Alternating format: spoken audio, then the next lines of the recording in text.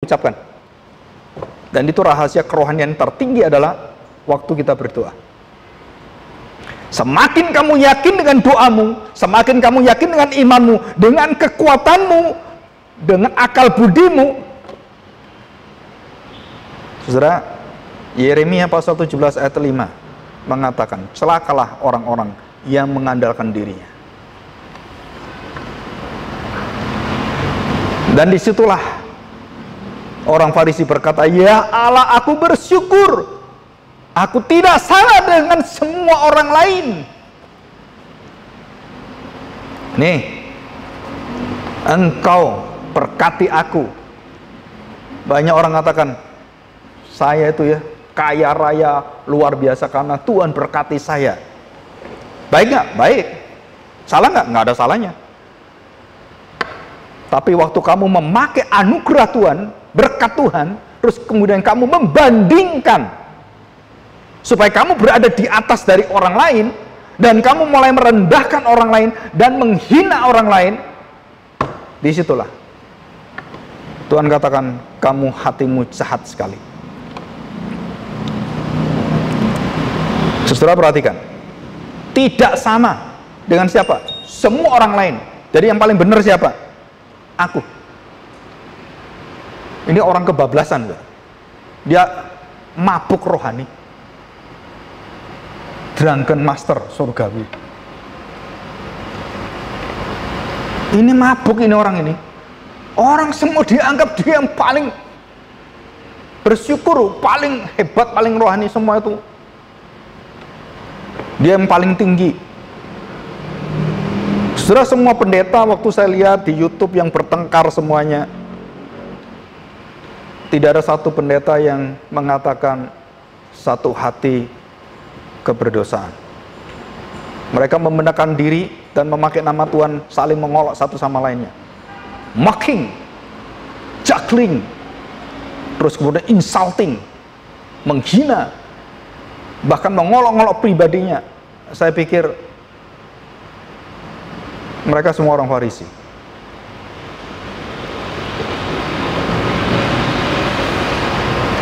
Tidak sama dengan pemungut cukai. Saudara, saya lihat Timothy Keller, John Piper, beda, saudara. Indonesia ini para hamba Tuhan pendetanya itu dan kerohanian mereka itu sangat rendah, saudara. Dan itu terbukti dengan perdebatan-perdebatan yang ada, saling olok satu sama lain. Ini pendeta dengan pendeta saling olok-olok semua. Saudara, saling membenarkan diri, saling membanggakan diri. Aku sudah sekolah, aku punya ijazah doktor. Apanya yang dibanggakan itu, saudara? Maka kalau orang disebut pendeta, itu jangan pakai doktor apa, buang semuanya, pendeta-pendeta gitu. Saya paling bersyukur kalau orang menyebut pendeta tanpa gelarnya. Kalau pendeta dengan gelar semuanya, gelar apa itu? Di hadapan Tuhan nggak ada gelar-gelar itu semua, saudara. Saudara perhatikan perbandingan ini. Begitu dia menempatkan diri orang yang paling bersyukur, dia paling tinggi, dia paling rohani, dia paling benar. Dan dia mulai membuka semuanya matanya, dan orang disuruh membandingkan dia dengan orang lain. Aku nggak sama dengan mereka semuanya. Dia sebut satu-satu, aku bukan perampok, aku bukan pezina, aku bukan orang lalim. Saudara, dan banyak kalimat yang lain di dalam doanya orang Farisi itu. Aku bukan perempuan. Kurang ajar nggak? Ada loh, Bu. Orang Farisi doa, puji Tuhan aku lahir bukan jadi perempuan. Itu hati perempuan marah semua itu. Karena kedudukan wanita itu begitu rendah. Dan saudara, ini yang dosa yang sangat mematikan. Yang pertama, dia tinggikan dirinya, dia dengan bahasa rohani, dia agungkan dirinya, dan kemudian dia merasa orang lain tidak sama dengan dia. Dia yang paling kudus. Dia yang paling kudus. Dan dia mulai melihat orang-orang menjijikkan semuanya. Perampok, orang lalim, pezina, wah itu maling. Saudara, dan dia akhirnya menunjuk pada satu pribadi dan satu pekerjaan yang paling dibenci orang Israel. Apa saudara? Pemungut cukai. Saudara harus tahu kenapa orang Israel benci pemungut cukai. Dan memang dosanya besar, saudara. Pemungut cukai itu memeras rakyat dan membebani pajak-pajak yang bukan semakin ringan, saudara. Nggak bayar, tambah pajak lebih besar lagi. Didendanya berkali-kali lipat. Jadi perampokan, saudara. Makanya pemungut cukai itu begitu dihinanya oleh orang-orang rohani seperti orang Farisi ahli Taurat. Dikatakan, juga aku bukan seperti pemungut cukai ini. Perampok, nggak ada orangnya. Tidak berwujud di depannya. Terus dia lihat ada pemungut cukai. Wah, kesempatan, saudara. Apa? Dia melihat Allah dan disuruh membanggakan dirinya. Dan dia mengatakan, juga aku bukan seperti pemungut cukai ini, bajingan ini, pengkhianat bangsa, tidak bermoral, perampok bangsa. Wah, saudara, seolah-olah dia berada di puncak kesucian, kekudusan, kebenaran Allah. Puji Tuhan, gereja kita sekarang ini menjadi gereja yang terbesar di kota ini. Kita membangun gereja terbesar di kota ini. Saudara tahu, 50 tahun kemudian gerejanya dilelang. Dan sekarang gereja-gereja besar dijuali satu-satu. Di Amerika gereja-gereja besar udah pada runtuh satu-satu. Nah, saya tanya, saudara, apa yang dibanggakan oleh orang seperti itu? Kita selalu, kalau sudah jadi pemimpin, kita lupa diri dan lupa daratan, saudara. Lupa kita berpijak kepada siapa. Dan semakin target kita tuh semakin target. Bahkan orang-orang Injili pun menarget. Tahun ini kita akan mendirikan di 20 kota gereja Tuhan. Tahun depan 40 kota. 10 tahun 100 kota. Saudara, kalau orang bukan rohani, saya bisa merasakan, ya maklumlah saya. Tapi kalau dia seorang pemimpin dan dia seorang pendeta yang sudah tahu tentang apa itu hati Tuhan, dan dia berani mengatakan kalimat-kalimat ini, dia lupa daratan, saudara. Dia lupa berpijak. Dan begitu kena pandemi, Tuhan sapu semua cita-cita yang penuh kebohongan. Di mana kesombongan? Kadang-kadang pandemi ini diberikan Tuhan supaya kita diruntuhkan semua kesombongan rohani kita, saudara. Kemarin ada satu gereja Tuhan di Afrika, gereja anak muda, tiba-tiba meledak dan pengikutnya jutaan orang. Dan pemuda ini menjadi orang yang kaya raya sekali. Dan dengan cara-cara yang luar biasa. Hanya di dalam waktu tidak lebih 5 tahun. Gereja ini tiba-tiba, tapi pengajarnya sangat penuh dengan penyelewengan. Jadi sebenarnya apa yang dicari? Saya nggak tahu. Nah, saudara perhatikan, kerohanian yang kelihatannya begitu agung, begitu indah, dan pekerjaan begitu luar biasa, hanya orang-orang memiliki kekudusan Allah, orang-orang yang mengerti pembenaran yang diberikan Tuhan, orang yang tahu hati kekudusan Tuhan. Saudara, itu diberi kemampuan untuk melihat kelemahan-kelemahan dan kesalahan kegelapan gereja-gereja itu. Orang yang tidak di dalam Kristus tidak akan bisa lihat ini. Bahkan jemaatnya buta semuanya. Dan jemaatnya tidak pernah diajar datang tunduk pada Kristus. Kamu tunduk ke saya, bukan kepada Tuhan. Jangan dengarkan yang lain, dengarkan saya. Hebat juga kamu ya. Dan banyak orang seperti itu. Jangan pernah ke gereja lain, kamu harus ke gereja saya. Karena hanya gereja saya yang paling benar, yang lain tersesat semua. Sama dengan doanya orang Farisi ini, saudara. menganggap dirimu, gerejamu paling benar dari semua gereja, dan semua gereja salah semua. Paling benar saya punya doktrin, paling benar saya punya Roh Kudus. Jadi gereja-gereja menjadi gereja Farisian. Dan inilah kerohanian yang ada di depan kita. Nah, saudara, kita lihat kebanggaan dua rohani ini. Perhatikan, saudara.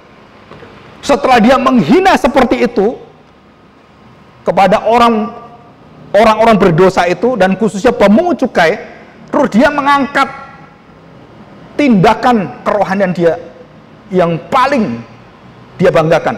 Dua. Perhatikan, saudara.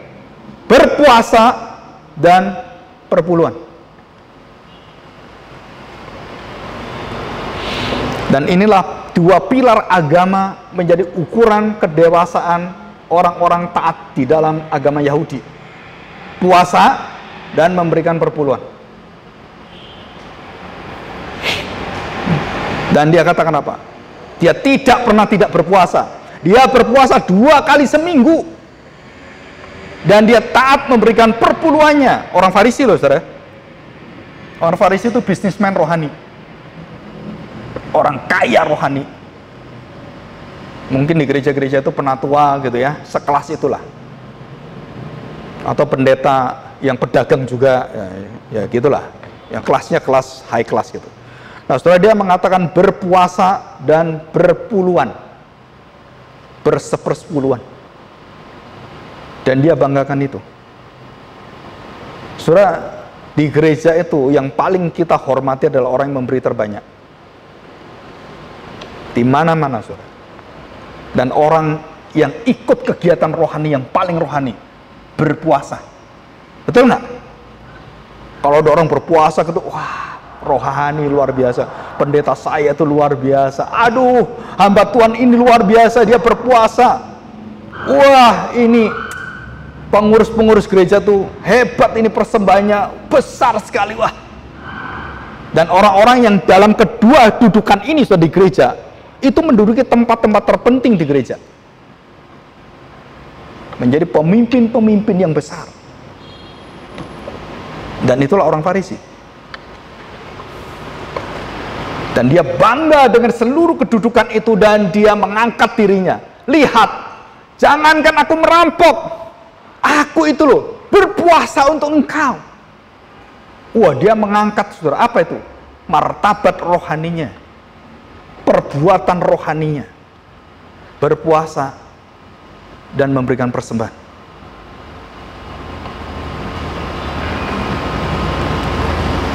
Saudara, kita bandingkan dengan pemungut cukai. Kita lihat bumi dan langit, ya. Pemungut cukai itu berdiri jauh-jauh, ya. Tetapi pemungut cukai itu berdiri jauh-jauh, menunjukkan apa? Dia tahu batasannya, siapa Tuhan, siapa dirinya. Dia tahu ketidaklayakan dirinya. Dia tidak berani berada di depan dan dia merasa layak, dan saya layak di sini. Barang siapa yang melayakkan diri, dia berada di depan.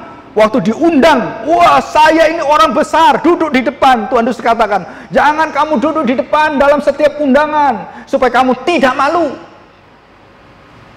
Jika tuan rumah datang, kamu diusir. Ini bukan tempat kamu. Nggak bisa, tempat saya. Bukan, minggir kamu.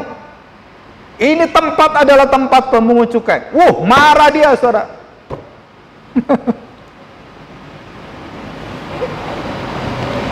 Saya yang harus di depan. Saya yang beri persembahan, saya yang berpuasa. Saya yang paling rohani. Enggak, kamu bukan terdepan, belakang. Yang terdepan siapa? Pemungut cukai, bajingan-bajingan, pelacur-pelacur, depan semua. Orang Farisi yang penuh kerohanian itu, Tuhan, kok mereka?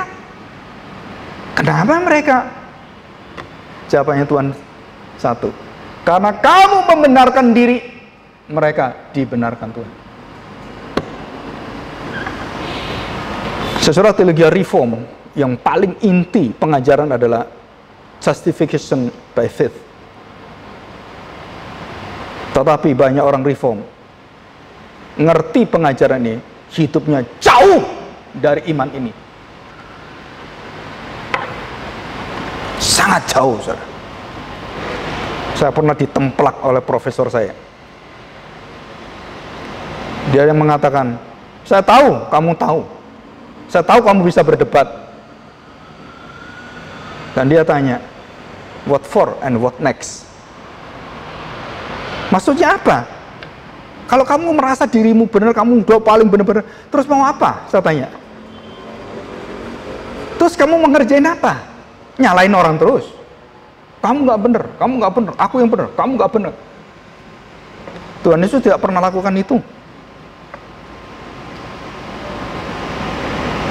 Tuhan Yesus tidak pernah melakukan itu. Dia mengajarkan dan dia mendatangi orang-orang berdosa. Dan dia membenarkan mereka. Dan dia mengundang orang-orang ini berduduk di depan. Saudara, perhatikan ini. Waktu dia merasa tidak layak, menengadah nggak bisa, dan apa yang dilakukan untuk dirinya. Perhatikan, saudara. Yang satu membusungkan dada, membuka seluruh daripada karyanya, membuka kebanggaannya, dia menutup seluruh kehidupannya. Dan apa yang dilakukan? Dia memukul diri. Bukan memukul orang lain, menunjuk orang lain. Dia menunjuk diri, dia memukul diri, dan dia tahu siapa dirinya. Tuhan, berdiri pun aku tidak layak di hadapanmu. Berada di bait Allah pun saya tidak layak di hadapanmu. Dan dia hanya mengatakan, aku orang berdosa. Tidak ada daftar kebanggaan diri. Tidak ada daftar apa yang dia lakukan. Tidak ada semua yang berkaitan dengan hidup yang berpusat pada diri. Karena dirinya sudah selfless. Selfless. Less itu artinya kosong. Tanpa diri. Penyangkalan diri. Self-denial. Dan dikatakan di sini, saya tahu siapa diri saya. Aku orang berdosa. Dia memukul dirinya. Dia mengatakan siapakah dirinya. Dan dia tidak menunjuk kepada orang yang tidak menghina orang, dia melihat dirinya begitu hinanya. Dan saudara perhatikan, perumpamaan itu Tuhan Yesus kasihkan, itu hampir semuanya punya jiwa sama, dibenarkan atau membenarkan diri. Perhatikan, saya beri contoh yang lain. Anak bungsu dan anak sulung. Siapa yang minta datang dan kemudian dibenarkan, dan siapa yang merasa dirinya benar? Siapa? Yang sulung, lo seharusnya kan kamu itu lakukan untuk saya, bukan untuk orang berdosa. Sama jiwanya, saudara. Membongkar satu kepalsuan pelayanan sulung ini kepada papanya, dan menerima ketulusan hati orang berdosa. Harusnya kakaknya itu mengerti hati bapaknya. Oh, dia nggak ngerti, saudara. Dan dia tahu, aku kan bukan adikku, aku bukan pemboros. Dan dia banggakan dirinya, aku kan melayani Bapa. Sampai hari ini engkau tidak berbuat apa-apa untuk aku, Bapak. Nangis dia. Kalau didramatisir kan gitu kan. Aku ini anakmu bukan, anak bajingan. Siapa yang membenarkan diri dan siapa yang dibenarkan? Saudara, ini adalah satu kerohanian yang mengkamiri, merakis semua orang percaya. Dan kita kalau tidak benar-benar mengerti hati roh Tuhan, Roh Kudus, saudara nggak bisa lihat ini semua.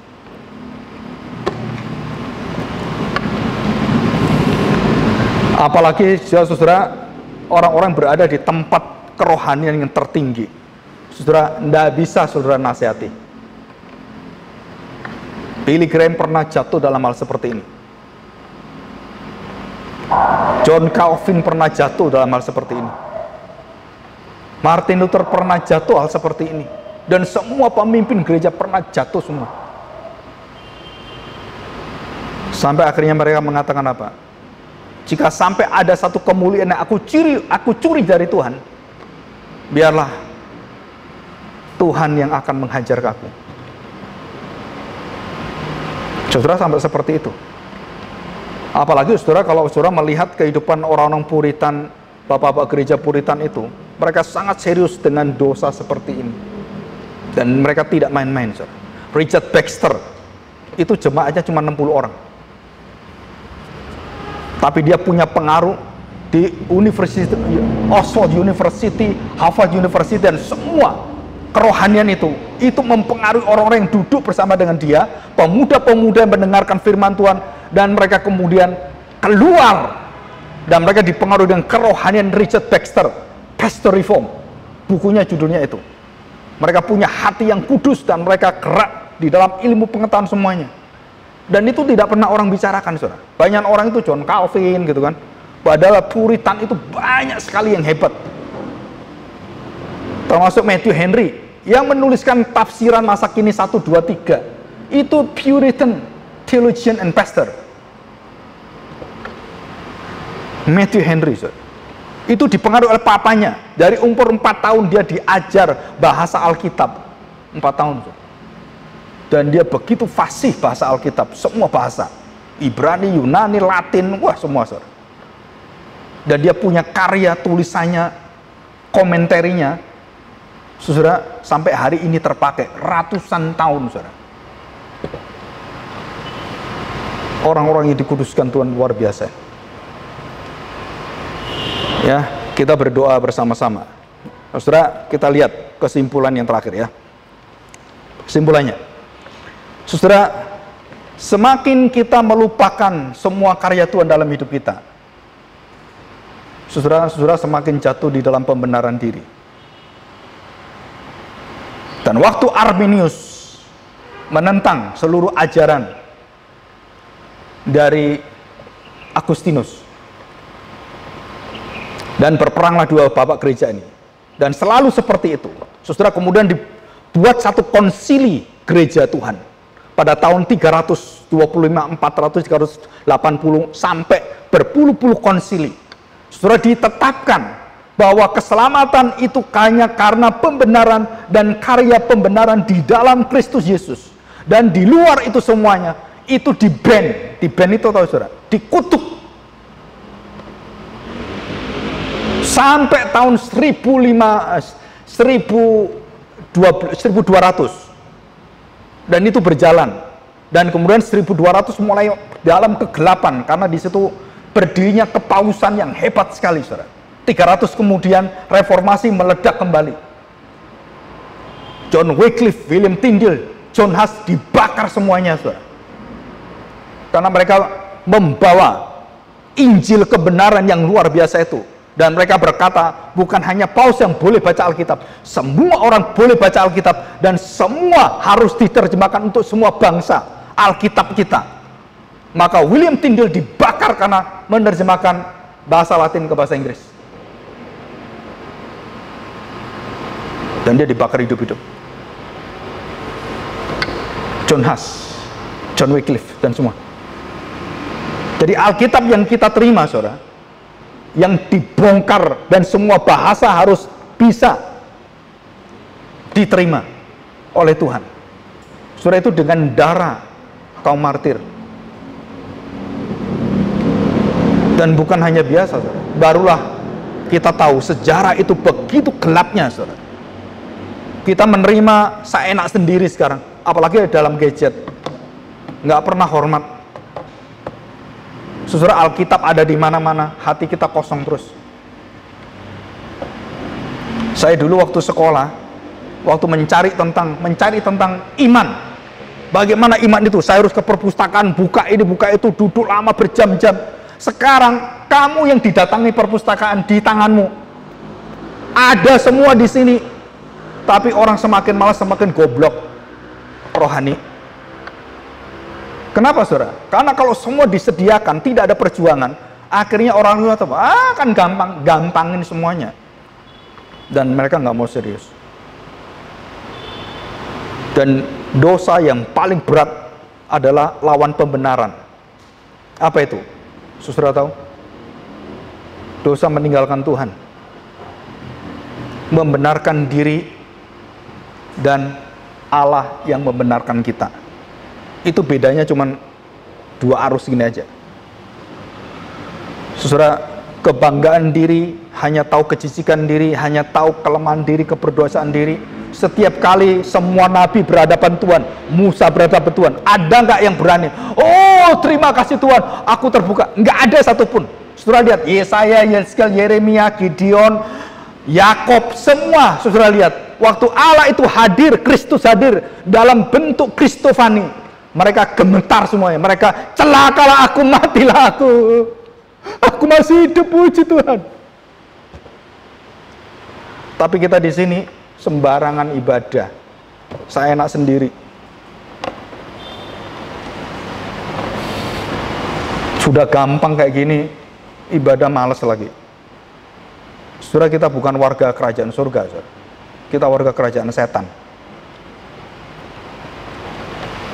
Semakin mudah loh sebenarnya pandemi ini.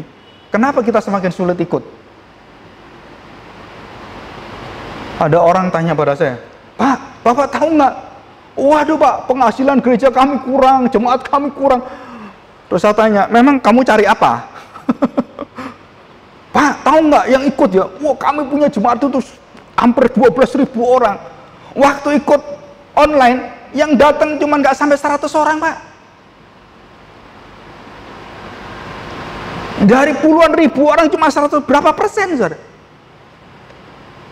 Saya tanya, lebih gampang mana, ikut online atau kamu datang ke sini? Ayo, jawab.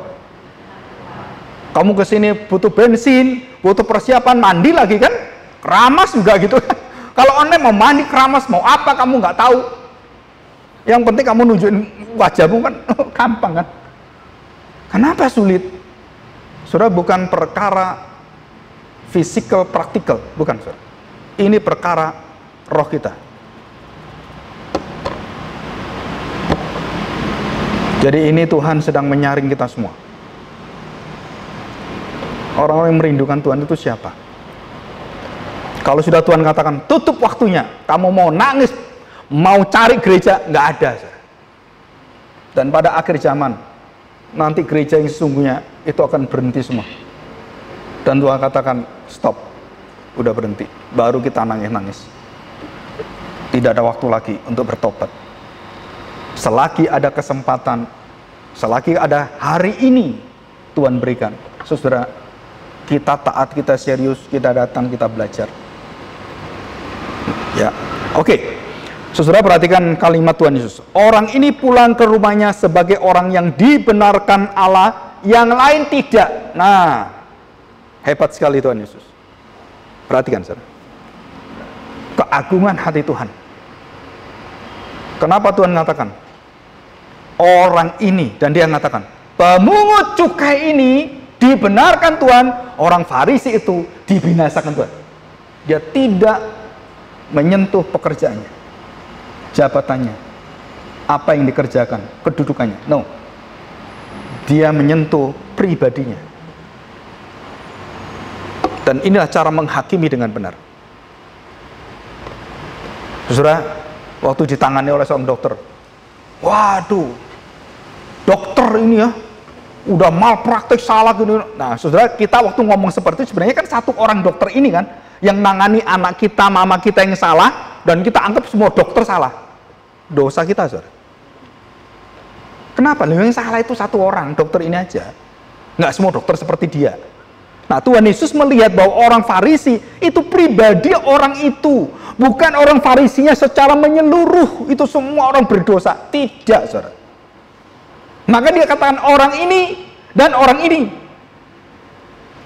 Saudara, ini luar biasa Tuhan bagaimana menghakimi, mengadili, dan dia tidak melihat itu, dan dia tahu bagaimana persisnya. Dia tidak generalisasi, dia tidak sembarangan, dia terbawa emosi, enggak, saudara. Dia mengatakan orang ini dibenarkan dan orang ini tidak dibenarkan, dan kamu dibinasakan Tuhan. Dan dia mengatakan, hai orang Farisi, orang Taurat. No, surah justification. Dan dia tidak sebut nama. Waktu dia memanggil Lazarus, dia sebut nama. Setiap mujizat Tuhan, dia bisa panggil nama orang. Lazarus, panggil. Anakmu namanya siapa? Dia panggil. Tapi waktu dia menghakimi, dia mencela orang-orang. Saudara perhatikan, dia mencela seluruh sistem yang ada dan pribadi-pribadi itu yang Tuhan ingatkan. Saudara, ini harus hati-hati kita. Jadi Tuhan Yesus waktu berkaitan dengan ilustrasi perumpamaan itu, yang berkaitan dengan penghakiman Allah, pembenaran Allah, dia tidak menyebut kedudukannya. Saudara, waktu Tuhan Yesus mengatakan, celakalah engkau